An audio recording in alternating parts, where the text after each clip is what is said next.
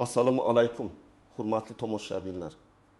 Bugun men sizlarga juda muhim, har bir xonadon egasiga, har bir tadbirkorga, har bir ijarada yashayotgan fuqaroga aloqador masalani tushuntirib beraman. So'nggi paytlarda gaz xodimlari uyma-uy yurib tekshiruv o'tkazayotgani, ayrim joylarda gaz tarmog'iga noqonuniy ulanish, hisoblagichga aralashish yoki qarzdorlik bo'yicha dalolatnomalar tuzilayotgani haqida ko'p savollar kelmoqda. Eng og'ir joyi shuki, noto'g'ri rasmiylashtirilgan bitta holat yoki fuqaroning o'zi bilmagan bir nosozlik katta jarimaga, hatto 100 millionlab so'mlik hisob-kitobga olib kelishi mumkin. 200 million so'm degan gap hazil emas. Bu ayrim oilalar uchun butun umr yig'gan mol-mulki, hatto uyini saqlab qolish masalasi bo'lishi mumkin. Shu videoda men sizga gaz xodimlari kelganda nimalarga e'tibor berish kerakligini, dalolatnoma tuzilsa nima qilishni, kim xavotir olishi kerakligini, kimning holati qonuniy bo'lishi mumkinligini, jarima yoki qayta hisob-kitob bilan rozi bo'lmasangiz qanday yo'l tutishni batafsil tushuntiraman. Bu ma'lumot sizga, qarindoshingizga yoki qo'shningizga ertaga juda kerak bo'lib qolishi mumkin. Shuning uchun hoziroq kanalga obuna bo'ling, videoga like bosing va oxirigacha diqqat bilan eshiting. Avvallari ko'p odamlar gaz masalasiga oddiy kommunal to'lov sifatida qarardi. Hisoblagich bor, oyma-oy ko'rsatkich beriladi, to'lov qilinadi, tamom. Agar qarzdorlik bo'lsa, ogohlantirish keladi yoki tarmoqdan vaqtincha uziladi. Lekin so'nggi yillarda gaz tizimida nazorat ancha kuchaydi. Sababi oddiy, tabiiy gaz davlat resursi, uni o'g'irlash, yashirin ulanish, hisoblagichni buzish yoki magnit qo'yish kabi holatlar energetika tizimiga katta zarar yetkazadi. Shuning uchun gaz ta'minoti tashkilotlari, nazorat organlari va ayrim hollarda huquqni muhofaza qiluvchi organlar bilan birga reydlar o'tkazishi mumkin. Lekin bu yerda ikkinchi tomondagi muammo ham bor. Har bir kelgan xodimning harakati ham avtomatik ravishda to'g'ri degani emas. Fuqaro o'z huquqini bilmasa, shoshilib qo'l qo'yib yuborsa, dalolatnomani o'qimasa, fotosurat va videoni talab qilmasa, keyin o'zini himoya qilish qiyinlashadi. Men amaliyotda ko'rgan eng katta xatolardan biri shuki, odamlar mayli qo'l qo'yib bera qolay, keyin tushuntirib olaman deb o'ylaydi. Aslida dalolatnomaga qo'l qo'yish ko'pincha hujjatdagi holat bilan tanishganingizni. Ayrim vaziyatlarda esa e'tirozingiz bo'lmasa, uni qabul qilganingizni anglatib qo'yishi mumkin. Oldin tekshiruvlar ko'proq qarzdorlik yoki ko'rsatkichlar bo'yicha bo'lgan bo'lsa, hozir tarmoqqa noqonuniy ulanish, hisoblagich plombasi. Hisoblagichning butligi, gaz jihozlarining ruxsat etilgan tartibda ulanganligi, xonadon va noturar obyektning iste'mol quvvati, hujjatlardagi egasi va amaldagi foydalanuvchisi kabi masalalar ham tekshirilmoqda. Ayniqsa uyini do'konga, nonvoyxonaga, issiqxonaga, sexga yoki boshqa tijorat faoliyatiga moslab ishlatayotganlar alohida e'tibor ostida bo'ladi. Chunki maishiy gaz tarifi bilan tijorat iste'moli o'rtasida farq bo'lishi mumkin. Bundan tashqari tarmoqqa yuklama ham boshqacha bo'ladi. Endi kimlar albatta xavotir olishi kerak, kimlar esa vaziyatni xotirjam, lekin hujjatli tartibda tekshirish kerak. Shuni aniq tushuntiraman. Birinchi toifa hisoblagich plombasi shikastlangan, yo'qolgan yoki joyidan siljigan xonadonlar. Ko'pchilik plomba deganda mayda sim va muhrni tushunadi, lekin huquqiy jihatdan bu juda muhim narsa. Plomba buzilgan bo'lsa, gaz tashkiloti hisoblagich ko'rsatkichiga ishonchsizlik bildirishga urinishi mumkin. Masalan, siz oyiga odatda 200 kub gaz ishlatasiz. Bir kuni tekshiruv kelib, plomba shikastlanganini ko'rdi. Siz bolam tegib ketgan. Ta'mir paytida ustalar bilmay sindirib qo'ygan. Men umuman bilmaganman deysiz. Lekin nazorat organi buni gazdan noqonuniy foydalanish alomati sifatida baholashi mumkin. Shuning uchun plomba shikastlanganini o'zingiz sezsangiz, kutmang. Darhol gaz ta'minoti tashkilotiga yozma murojaat qiling. Ariza raqamini oling, rasmga oling, imkon bo'lsa murojaatni elektron yoki pochta orqali ham tasdiqlab qo'ying. Ikkinchi toifa, hisoblagichdan aylanib o'tgan g'ur, yashirin ulanish yoki qo'shimcha tarmoq bor uylar. Bu eng xavfli holat. Masalan, hovlida eski uy bo'lgan, keyin yangi imorat qurilgan, usta mana shu joydan ulab qo'yamiz, ishlayveradi degan. Egasi esa gaz idorasidan ruxsat olmagan, loyihani o'zgartirmagan, hisoblagichdan keyingi va oldingi tarmoq farqini tushunmagan. Tekshiruv kelganda bunday ulanish noqonuniy deb topilishi mumkin. Agar gaz hisoblagichdan o'tmasdan ishlatilgan deb hisoblansa, zarar miqdori katta usulda hisoblanadi. Bu yerda men bilmaganman degan gap har doim ham javobgarlikdan ozod qilmaydi. Chunki mulk egasi o'z uyidagi tarmoq holati javobgar deb qaraladi. Uchinchi toifa. uyni yoki bir qismini ijaraga berganlar. Juda ko'p holatda uy egasi Toshkentda ijarachi viloyatdan kelgan, hovlida kichik oshxona ochgan, tandir qo'ygan, issiqxona qilgan yoki qo'shimcha gaz jo'zi ulagan bo'ladi. Tekshiruv kelganda hujjatda uy egasi chiqadi. Keyin uy egasi men bilmadim, ijarachi qilgan deydi. Bu holatda ham masala murakkab. Agar ijara shartnomasi bo'lmasa, gazdan foydalanish tartibi shartnomada ko'rsatilmagan bo'lsa, kim nima ulaganini isbotlash qiyin bo'ladi. Shuning uchun men har doim aytaman. Uyni ijaraga bersangiz, shartnoma qiling, gaz, elektr, suv bo'yicha javobgarlikni alohida yozing. Topshirish qabul qilish dalolatnomasida hisoblagich ko'rsatkichini va plombalar holatini rasm bilan qayd eting. 4-toifa tadbirkorlar. Do'kon, kafe, novvoyxona, oshxona, hammom, sex, issiqxona, avtoservis kabi joylarda gaz ishlatilsa, hujjatlar juda tartibli bo'lishi kerak. Oddiy misol, fuqaro hovlisining old tomonida kichik somsa pishirish joyi ochdi. Uy uchun maishiy gaz shartnomasi bor. Lekin tijorat faoliyati uchun alohida tartibda gaz ta'minoti rasmiylashtirilmagan. Bir necha oy hammasi tinch ishlaydi. Keyin reyd keladi. U yerda bitta katta pech, bir nechta gaz go'relkasi, doimiy ishlab chiqarish borligi aniqlanadi. Shunda gaz tashkiloti bu iste'mol maishiy emas, tijorat deb baholashi, o'tgan davr uchun qayta hisob-kitob qilishi yoki noqonuniy foydalanish haqida dalolatnoma tuzishi mumkin. Natijada 10 million emas, 20 million, 1 million. Ba'zan undan ham katta summalar chiqishi ehtimoli bor. Endi kimlar ortiqcha vahimaga tushmasligi kerak. Agar sizning hisoblagichingiz joyida bo'lsa, plombalar butun bo'lsa, gaz jihozlaringiz ruxsat etilgan tartibda ulangan bo'lsa, oyma-oy to'lov qilib kelayotgan bo'lsangiz, xonadonda yashash uchun odatiy iste'mol bo'lsa, tekshiruvdan qo'rqish shart emas. Lekin qo'rqmaslik boshqa, beparvo bo'lish boshqa. Men tavsiya qilaman, hisoblagich, plomba, gaz quvurlari, shartnoma, oxirgi to'lov kvitansiyalari va ko'rsatkichlar tarixini tartibga keltirib qo'ying.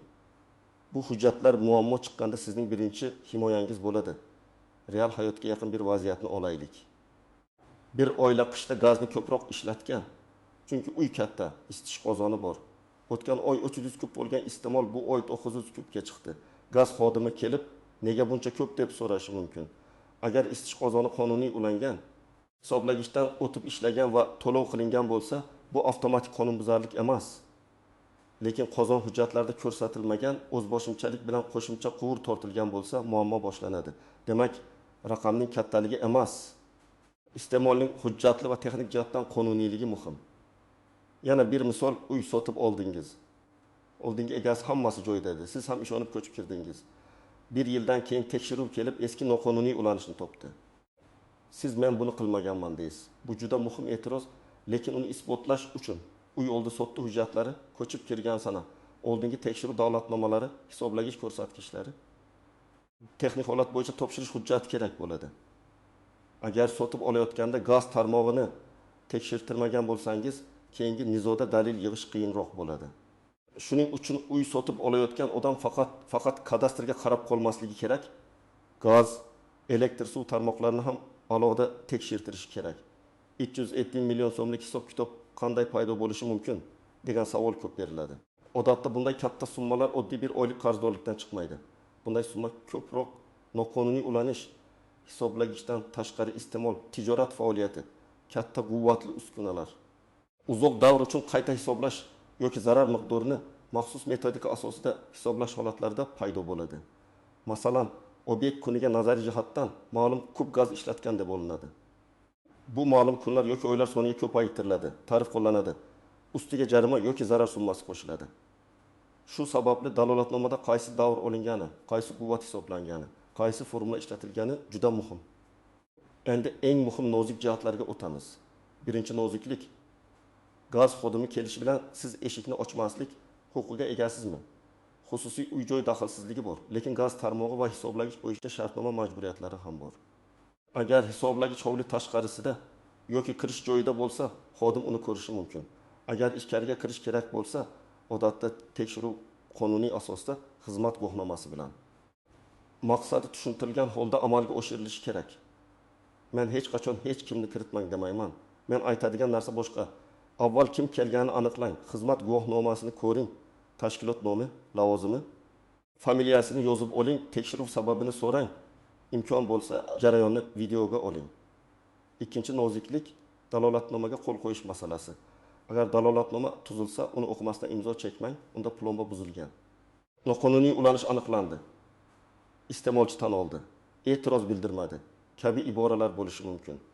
Siz rozi bo'lmasangiz, imzo qo'yish joyiga yoki izoh qismiga aniq yozing. Dalolatnomada ko'rsatilgan holatlarga rozi emasman. Qo'shimcha tekshiruv va ekspertiza talab qilaman. Hisob-kitob asoslari menga tushuntirilmadi. Agar dalolatnomada izoh yozishga joy bermasa, alohida varaqda e'tiroz yozib, uni dalolatnomaga ilova qilishni talab qiling. Imzo qo'ymaslik ham mumkin, lekin ular imzo qo'yishdan bosh tortdi deb qayd etishi mumkin. Shu sababli eng to'g'ri yo'l ko'pincha e'tiroz bilan imzo qo'yish bo'ladi, lekin har bir holat alohida baholanadi. 3-noziklik. Fotosurat va video ilmagan. Fotosurat va video dalillar. Agar noqonuniy ulanish deyilsa, aynan qayerda, qaysi quvur, hisoblagichdan oldimi yoki keyinmi, plomba qayerda shikastlangan, qanday asbob bilan aniqlangan, bularning hammasi tasvirga olinishi kerak. Siz ham telefoningizga tushiring. Mumkin emas deyilsa, nega mumkin emasligini so'rang. Siz o'z mulkingizda o'zingizga tegishli nizoli holatni qayd etyapsiz.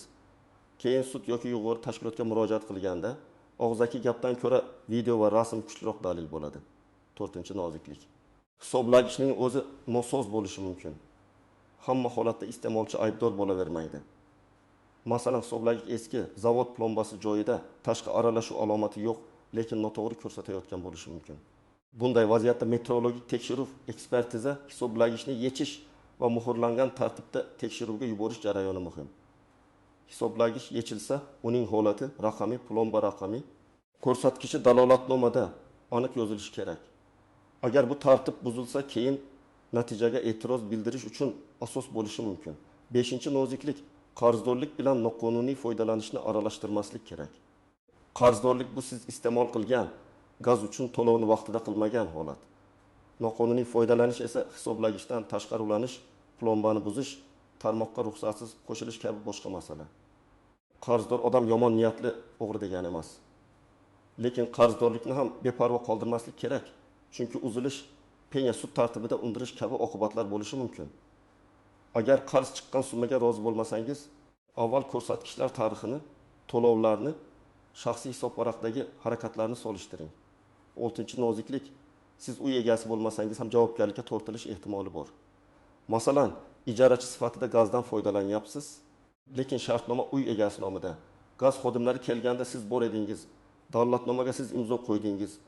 Keyin uy egasi bilan orangizda nizo chiqadi. Shuning uchun ijarachi ham hushyor bo'lishi kerak. Bu mening uyim emas deb beparvo bo'lish xato. Siz foydalanayotgan joydagi gaz jihozlari qonuniy ekanini ijara boshida tekshiring. Uy egasidan hujjatlarni so'rang. 7-noziklik. Juda katta summa chiqqanda vahima bilan darhol tan olish yoki kelishuvga imzo qo'yish kerak emas. Ba'zan odamlar tezda bo'lib to'lashga yozib beray, bo'lmasa uyimni olib qo'yadi deb qo'rqadi.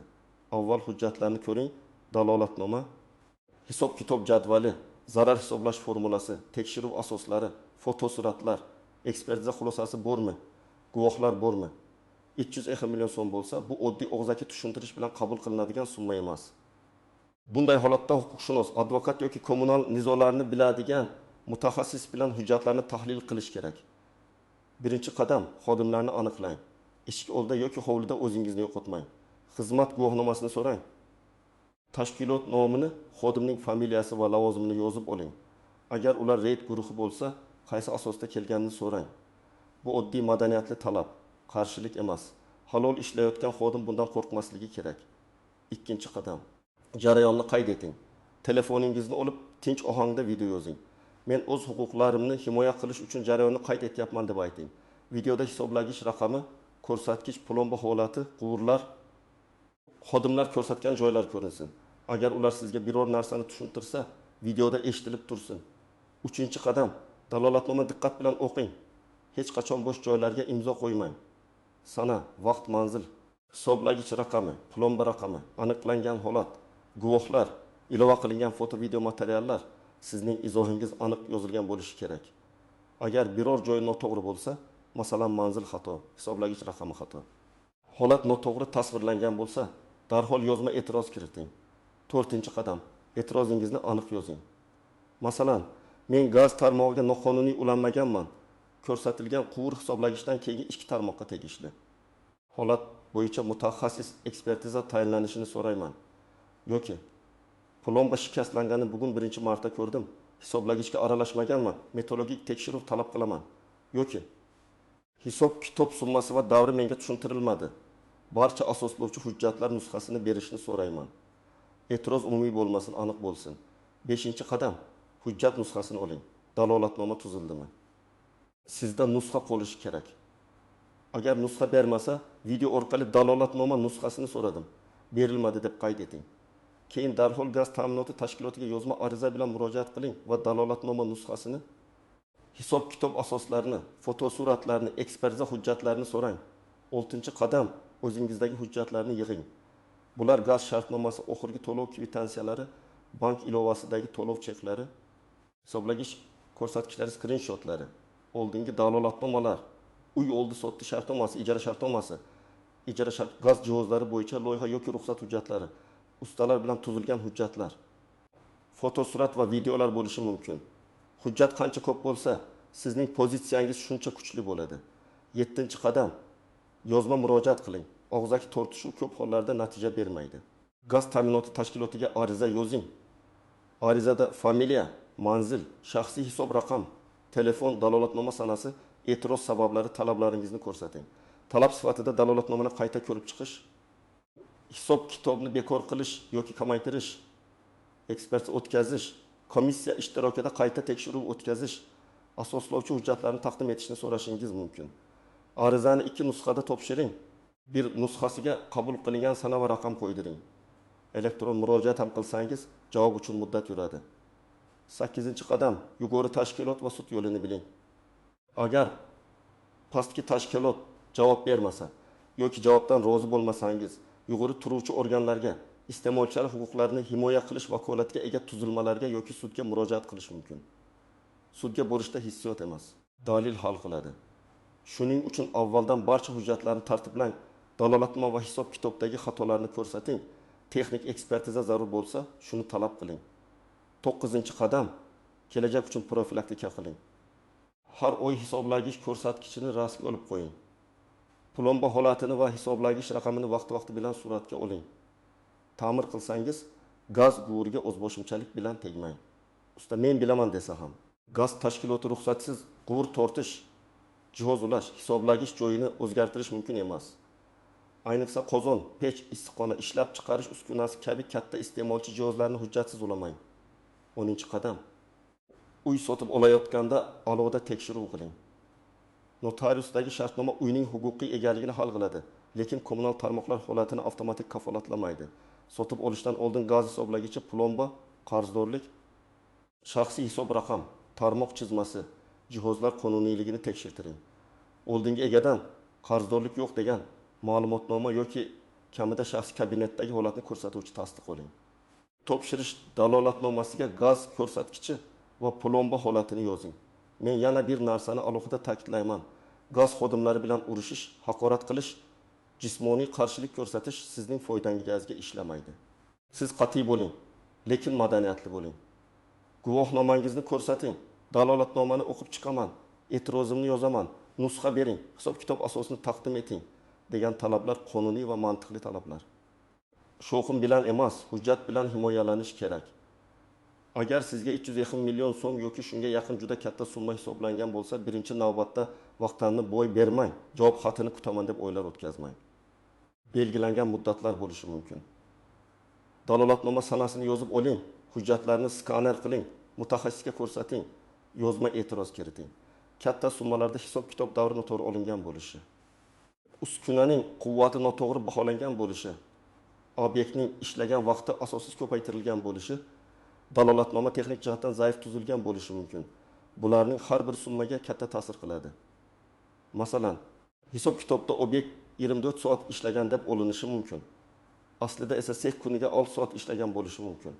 Yoki pechning maksimal quvvati hisoblangan, lekin amalda u to'liq quvvatda ishlatilmagan. Yoki davr 12 oy deb olingan.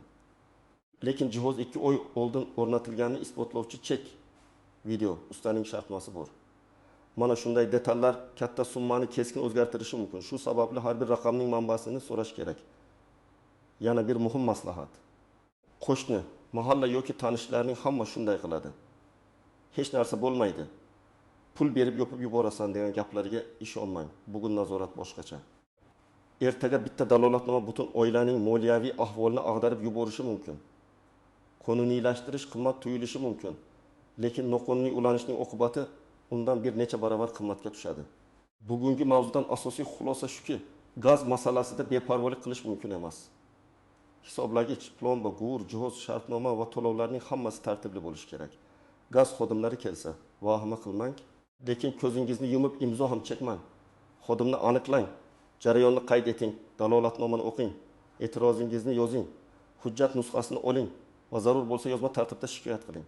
Agar sizda uy, ijara, tadbirkorlik obyekti, issiqxona, novvoy xona yoki gaz bilan ishlaydigan katta uskuna bo'lsa, bu videodagi maslahatlarni bugunoq tekshirib chiqing.